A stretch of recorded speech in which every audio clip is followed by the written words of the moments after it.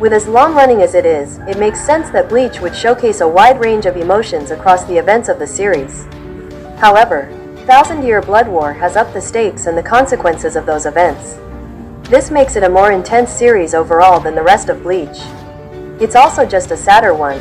Character death isn't just limited to flashbacks anymore, but even those can leave a lasting impact on the viewer. Plus, it's not just the deaths in the arc that cause so many sad moments. These moments make the Quincy an even more personal threat. Not every opponent in Bleach has made much of an impact. To be fair, many of the individual Quincy are forgettable. However, they did something that no Arrancar could. This arc puts everything else the characters have gone through to the test. Between the very real threat of death hanging over them and all the other tragedies they may fall to, this arc stands out.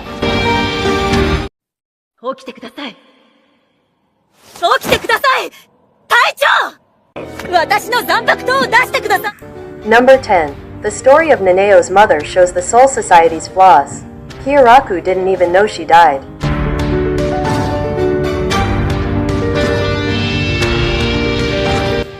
Neneo Aiza's parents aren't important characters. They don't have much of an impact past that on Neneo and Shunsui Kyoraku. However, they continue to highlight the cruelty of Soul Society. When the Soul Reapers are putting everything on the line to protect their world, the audience is reminded of how much their own home has harmed them. Neneo's mother was killed for trying to save her daughter from their family history. Neneo didn't even get to know that until she's forced to bear her family's burden again. The other aspect of this death that makes it so tragic is how it affects Kyoraku. He loved his brother and sister-in-law. Neither of them managed to survive that, and he had to take up responsibility after. He knew that taking the sword from Isuzu Eyes was risky, but he didn't know what the consequences would be. He didn't find out she was on trial until long after she'd been executed. Then, his niece joined his division, and he could never bring himself to tell her they're related. While this death may have just been in a flashback, it matters far past that.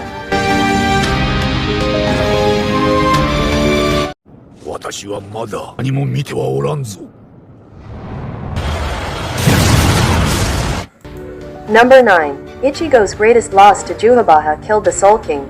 Being forced to kill the Soul King may live with Ichigo forever. By the time Ichigo Kurosaki is facing Juhabaha in the Soul King's palace, he's already come to terms with being a Quincy. He doesn't want the connection to Juhabaha, but that doesn't change who his enemy is. At the moment, he feels like he has a chance against Juhabaha. It's a battle he has to have. Except he loses control of his body. Juhabaha uses his Quincy blood against him. Juhabaha uses Ichigo and his unique heritage to destroy the balance between worlds. Outside the horror of losing control of his body, the man who killed Ichigo's mother used him to kill the Soul King. Ichigo is a character who's always blamed himself for more than he should. And this is one more thing for him to feel guilty over. This moment directly leads to several other deaths and Juhabaha becoming more powerful. To make matters worse, Ichigo already had a grudge against Juhabaha for killing his mother, for breaking Zanjetsu and for destroying Soul Society. Now, he also has to live with what Juhabaha made him do.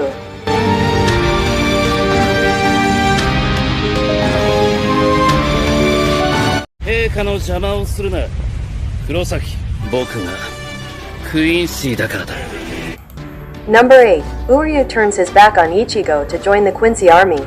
He betrays Ichigo, Orihime, and Chad for the Stern Ritter.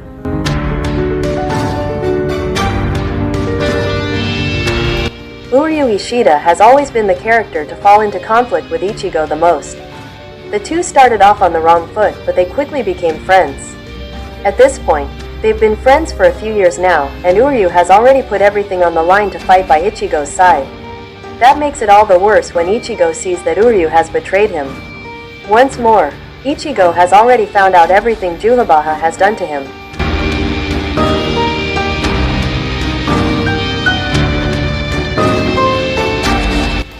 While Chad Yasutora Sato may be Ichigo's closest friend, Uryu is the one who he's more likely to rely on. Yet, Uryu attacks Ichigo for Juhabaha's sake. Uryu claims that all they've gone through together means nothing in the face of his Quincy heritage, reverting him back to the beginning of their relationship. Uryu sees the destruction and death caused by the Quincy on people that he's friends with and still chooses betrayal. The arc starts with Uryu and all of Ichigo's friends hanging out. But that doesn't stop Uryu.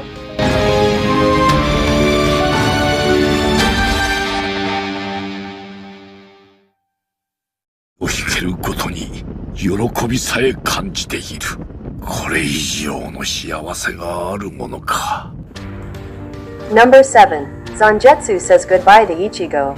He isn't gone, but he isn't here.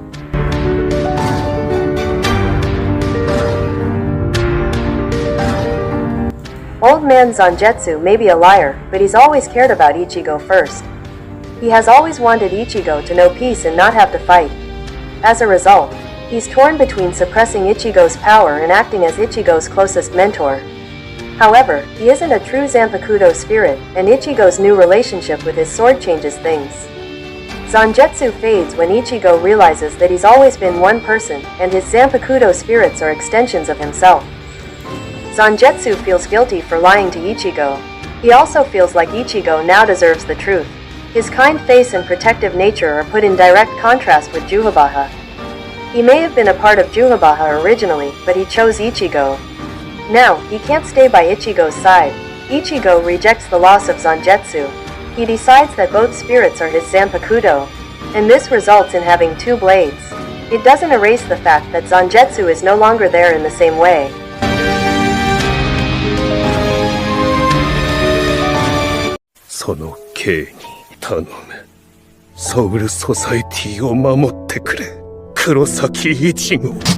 Number 6. Byakuya shows his growth by asking Ichigo for help.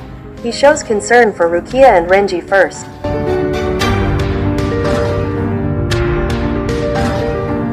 Byakuya Kuchiki starts the series prideful and distant. He's unwilling to put everything on the line to save Rukia Kuchiki, and the loss of his wife has deeply affected him. It takes fighting Ichigo, Renji Abarai and later enemies for him to fully come around. He moves past his pride and stops being so rigid, realizing the harm that can cause. However, his improvement didn't change the fact that he's not the kind of guy to ask for help. The Sternritter are such a devastating threat that things change for him. He's on the brink of death when Ichigo appears before him. The first thing he asks is if Rukia and Renji are okay. Thus far, his relationship with the two of them has been the most common display of his growth. Despite himself, he then asks Ichigo to protect Soul Society. This is a huge burden to put on Ichigo for his age and him not actually working for them. It's hard for Byakuya to ask this, but Ichigo has always managed victory before. Byakuya thinks he's going to die, and this is the way he can protect Rukia and Renji.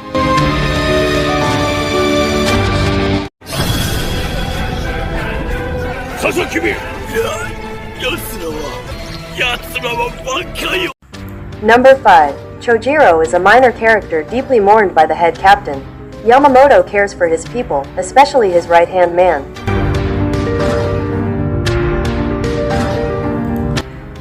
Lieutenant Chojiro Sasaki is usually barely more than a background character.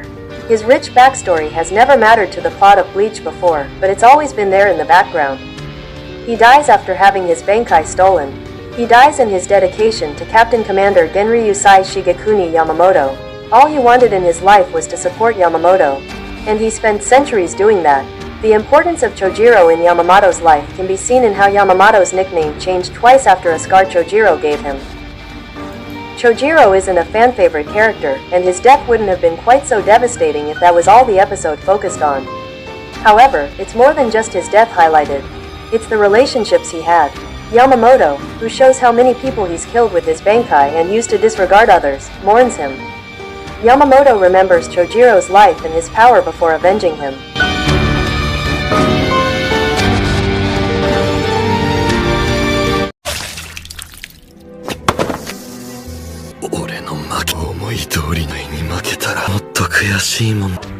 Number 4. Baz B got the fight he desperately wanted with Jugram Hashwolf. His last words are devastating.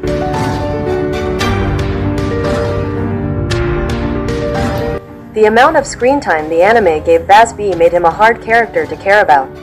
He had a fun personality and was interesting to watch, but his appearances are few and far between. He showed dissent among the Quincy, but that and his role as a soldier were all he was really good for. This changes when the whole episode Bleach, 1000 Year Blood War episode 38, entitled Friend, is dedicated to him. Baz B's entire life centered around Jurgram Hashwolf. Although he dedicated himself to revenge after Juhabaha's men killed his family, Baz B's choices are in reaction to Jugram. After they both became Stern Ritter, Baz B constantly challenged Jugram to fights as his only means of reaching his former friend. When he finally gets the battle he sought out for over 1,000 years, Jugram kills him. This death is made tragic by Baz B's last words, "I thought I'd feel much worse, losing to you," showing how, even after everything, he still cares for Jugram.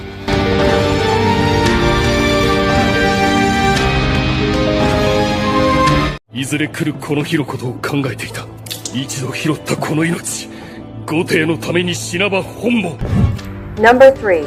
Yukataki dies a slow death in a selfless manner, sacrificing himself in front of his most important people.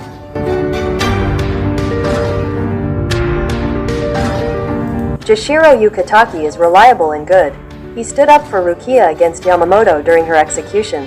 He gave Ichigo the substitute Soul Reaper badge to give him more freedom to act. He's always been one of the most reasonable captains. In his usual character of putting Soul Society first, Yukataki allows Mimihagi to finally take his life so he can stabilize the separate world. He lets himself be used to keep the Soul King together for just a little longer. Yukataki doesn't die automatically after his sacrifice. Instead, he's slowly being consumed by the Soul King's right hand, Kiyaraku, his best friend, and his subordinates have to watch him without being able to help or make anything less painful. His sacrifice only buys a few moments of time before Juhabaha fights him off. His death isn't quick, but it's something he's been preparing for his entire life. He dies while living up to the legacy he's established.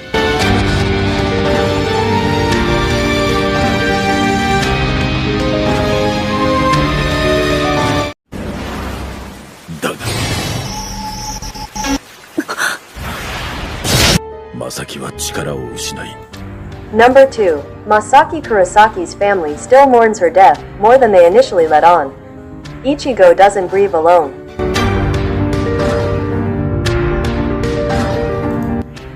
Ichigo's grief over the loss of his mother has been a constant struggle for him.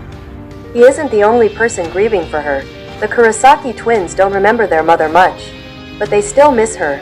Isshin Kurosaki has never let go of his wife's memory. Although it's played for a joke, there's a huge picture of Masaki Kurosaki in the Kurosaki house, keeping her in her family's lives. She's the figure that looms over the narrative long after her death and after being avenged. Masaki kept her past as a Quincy a secret from her children. Ichigo didn't find out about her until it became a matter of necessity. Only then does he get to know the kind of person his mother really was. Only then does he get to realize exactly who caused her death. Masaki's passing holds so much weight because it still affects these characters. Isshin doesn't hide how in love he still is with her while talking about her.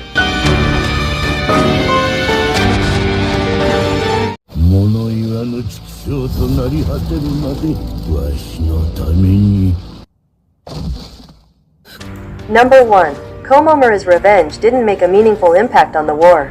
His sacrifice didn't stop Juhabaha's plans from unfolding. Early on in Bleach, Sajin Komamura was one of the people most affected by Kanami Tosen's defection. He couldn't move past the fact that the one person he felt he understood best had completely different ideals than he thought. He's kind though. He's willing to forgive the people he cares about if they want to change, even if they're trying to kill him.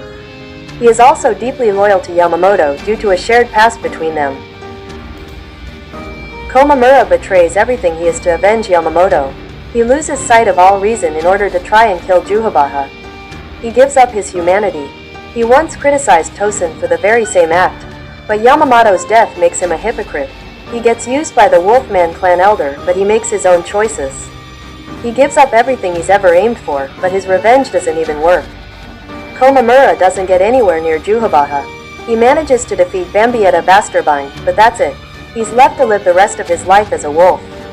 The tragedy of his end comes not just in his loss but in the futility of it all.